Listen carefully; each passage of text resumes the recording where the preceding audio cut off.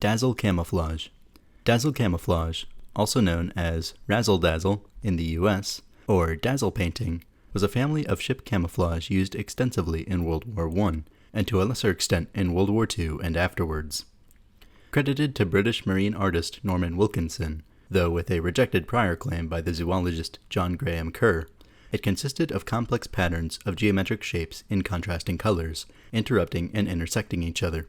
Like other forms of camouflage, the intention of dazzle is not to conceal, but to make it difficult to estimate a target's range, speed, and heading.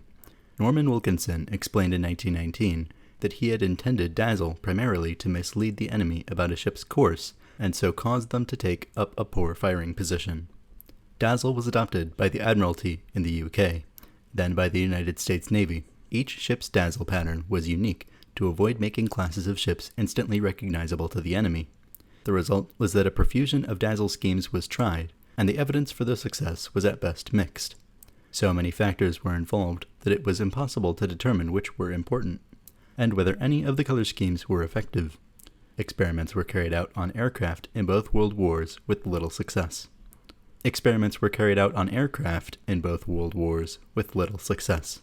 Dazzle attracted the notice of artists such as Picasso, who claimed that cubists like himself had invented it.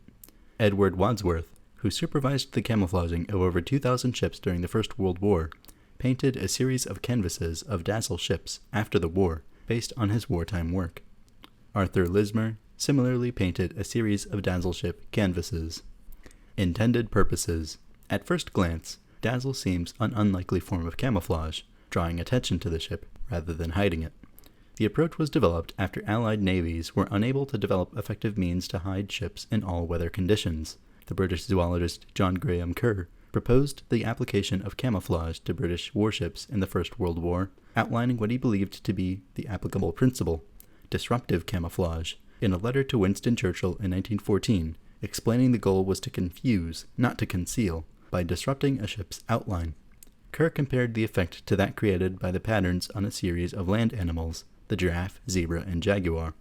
Taking up the zebra example, Kerr proposed that vertical lines of ships' masts be disrupted with irregular white bands.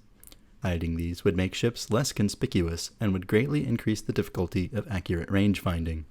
However, in the same letter, Kerr also called for countershading, the use of paint to obliterate self-shading and thus to flatten out the appearance of solid recognizable shapes. For example, he proposed painting ships' guns gray on top, grading to white below, so the guns would disappear against a gray background.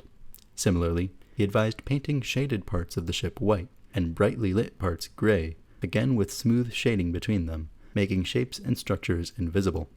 Kerr was thus hoping to achieve both a measure of invisibility and a degree of confusion for the enemy using a rangefinder. Whether through this mix of goals, or the Admiralty's skepticism about any theory based upon the analogy of animals, the Admiralty claimed in July 1915 to have conducted various trials and decided to paint its ships in monotone gray, not adopting any of Kerr's suggestions. It had made up its mind, and all Kerr's subsequent letters achieved nothing. The American artist Abbott Henderson Thayer had developed a theory of camouflage based on countershading and disruptive coloration, which he had published in the controversial 1909 book, Concealing Coloration in the Animal Kingdom. Seeing the opportunity to put his theory into service, Thayer wrote to Churchill in February 1915, proposing to camouflage submarines by countershading them like fish such as mackerel, and advocating painting ships white to make them invisible. His ideas were considered by the Admiralty, but rejected along with Kerr's proposals as being freak methods of painting ships, of academic interest, but not of practical advantage. The Admiralty noted that the required camouflage would vary depending on the light, the changing colors of sea and sky, the time of day, and the angle of the sun. Thayer made repeated and desperate efforts to persuade the authorities, and in November 1915 traveled to England where he gave demonstrations of his theory around the country. He had a warm welcome from Kerr in Glasgow, and was so enthused by this show of support that he avoided meeting the War Office, who he had been intending to win over, and instead sailed home, continuing to write ineffective letters to the British and American authorities. The marine artist and Royal Naval Volunteer Reserve officer Norman Wilkinson agreed with Kerr that Dazzle's aim was confusion rather than concealment, but disagreed about the type of confusion to be sown in the enemy's mind. What Wilkinson wanted to do was to make it difficult for an enemy to estimate a ship's type, size, speed, and heading, and thereby confuse enemy ship commanders into taking mistaken or poor firing positions. An observer would find it difficult to know exactly whether the stern or the bow was in view, and it would be correspondingly difficult to estimate whether the observed vessel was moving towards or away from the observer's position. Wilkinson advocated masses of strongly contrasted color to confuse the enemy about a ship's heading. Thus, while dazzle, in some lighting conditions or at close ranges, might actually increase a ship's visibility, the conspicuous patterns would obscure the outlines of the ship's hull, though admittedly not the superstructure, disguising the ship's correct heading and making it harder to hit. Dazzle was created in response to an extreme need and hosted by an organization, the Admiralty, which had already rejected an approach supported by scientific theory. Kerr's proposal to use parti coloring on the known camouflage methods of disruptive coloration and countershading. This was dropped in favor of an admittedly non-scientific approach, led by the socially well-connected Wilkinson. Kerr's explanations of the principles were clear, logical, and based on years of study, while Wilkinson's were simple and inspirational, based on an artist's perception. The decision was likely because the Admiralty felt comfortable with Wilkinson, in sharp contrast to their awkward relationship with the stubborn and pedantic Kerr. Wilkinson claimed not to have known of the zoological theories of camouflage of Kerr and Thayer, admitting only to having heard of the old invisibility idea from Roman times. Possible mechanisms. Disrupting range finding. In 1973, the Naval Museum curator Robert F. Sumrall, following Kerr, suggested a mechanism by which dazzle camouflage may have sown the kind of confusion that Wilkinson had intended for it. Coincidence rangefinders used for naval artillery had an optical mechanism, operated by a human to compute the range. The operator adjusted the mechanism until the two half images of the target lined up in a complete picture. Dazzle, Sumrall argued, was intended to make that hard, as clashing patterns looked abnormal even when the two halves were aligned, something that became more important when submarine periscopes included such rangefinders. Patterns sometimes also included a false bow wave to make it difficult for an enemy to estimate the ship's speed. Disguising heading and speed. The historian Sam Willis argued that since Wilkinson knew it was impossible to make a ship invisible with paint, the extreme opposite was the answer, using conspicuous shapes and violent color contrasts to confuse enemy submarine commanders. Willis pointed out, using the HMT Olympic dazzle scheme as an example, that different mechanisms could have been at work. The contradictory patterns on the ship's funnels could imply the ship was on a different heading, as Wilkinson had said. The curve on the hull below the front funnel could also seem to be a false bow wave, creating a misleading impression of the ship's speed, and the striped patterns at bow and stern could create confusion about which end of the ship was which. That dazzle did indeed work along these lines, as suggested by the testimony of a U-boat captain. It was not until she was within half a mile that I could make out that she was one ship, not several, steering a course at right angles, crossing from starboard to port. The dark painted stripes on her afterpart made her stern appear her bow, and a broad cut of green paint amidships looks like a patch of water. The weather was bright and visibility good. This is the best camouflage I have ever seen. Motion dazzle. In 2011, the scientist Nicholas E. Scott Samuel and colleagues presented evidence using moving patterns on a computer that human perception of speed is distorted by dazzle patterns. However, the speeds required for motion dazzle are much larger than were available to First World War ships. Scott Samuel notes that the targets in the experiment would correspond to a dazzle-patterned Land Rover vehicle at a range of 70 meters, 77 yards, traveling at 90 kilometers per hour, 56 miles per hour. If such a dazzling target causes a 7% confusion in the observed speed, a rocket-propelled grenade traveling that distance in half a second would strike 90 centimeters, 35 inches, from the intended aiming point, or 7% of the distance moved by the target.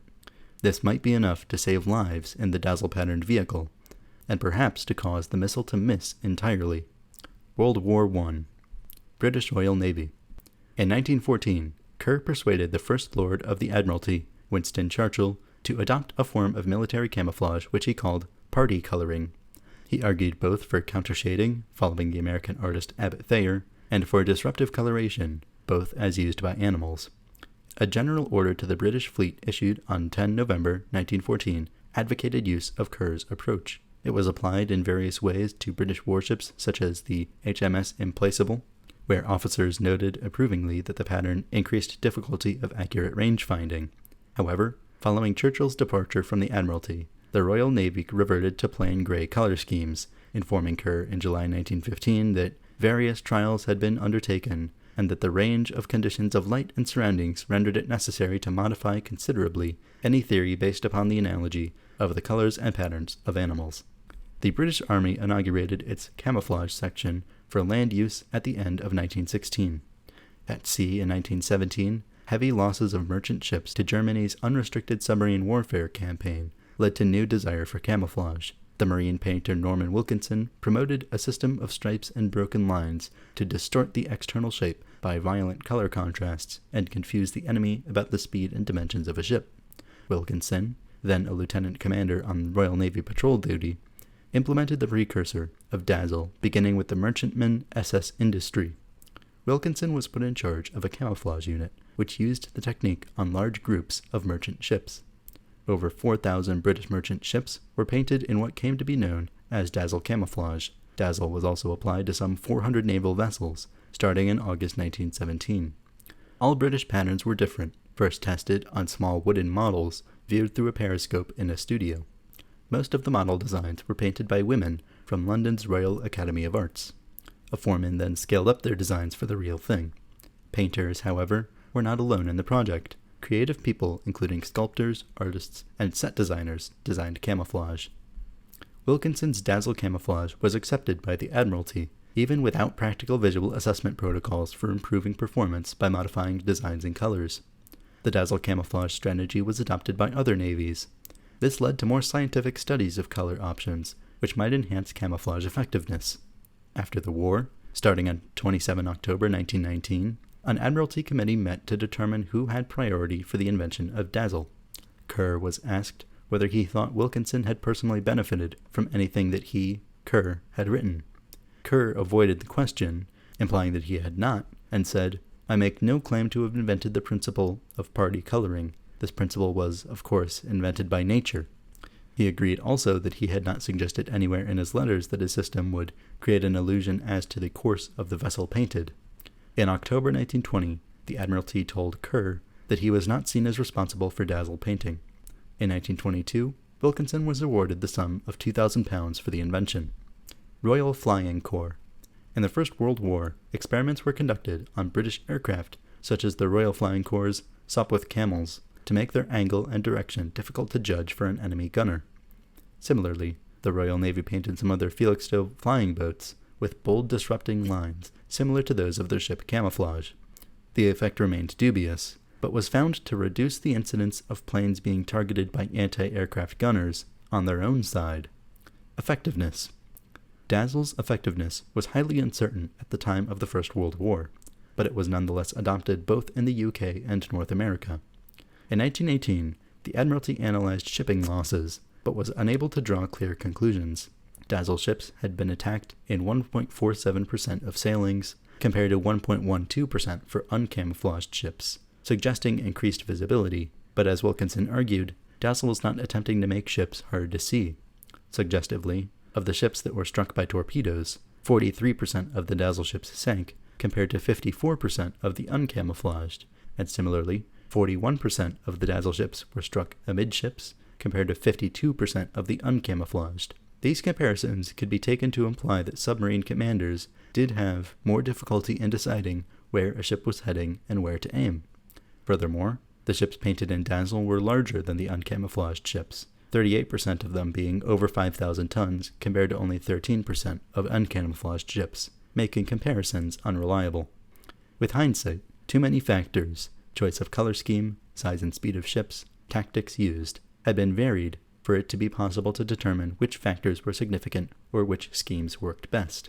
Thayer did carry out an experiment on Dazzle Camouflage, but it failed to show any reliable advantage over plain paint work.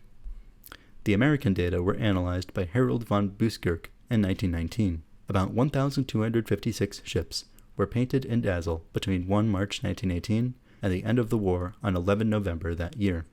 Among American merchantmen, 2,500 tons and over, 78 uncamouflaged ships were sunk, and only 18 camouflaged ships. Out of these 18, 11 were sunk by torpedoes, 4 in collisions, and 3 by mines. No U.S. Navy ships, all camouflaged, were sunk in the period. World War II. Ships. However effective Dazzle Camouflage may have been in World War I, it became less useful as rangefinders and especially aircraft became more advanced, and by the time it was put to use again in World War II, radar further reduced its effectiveness. However, it may still have confounded enemy submarines. In the Royal Navy, dazzle paint schemes reappeared in January 1940.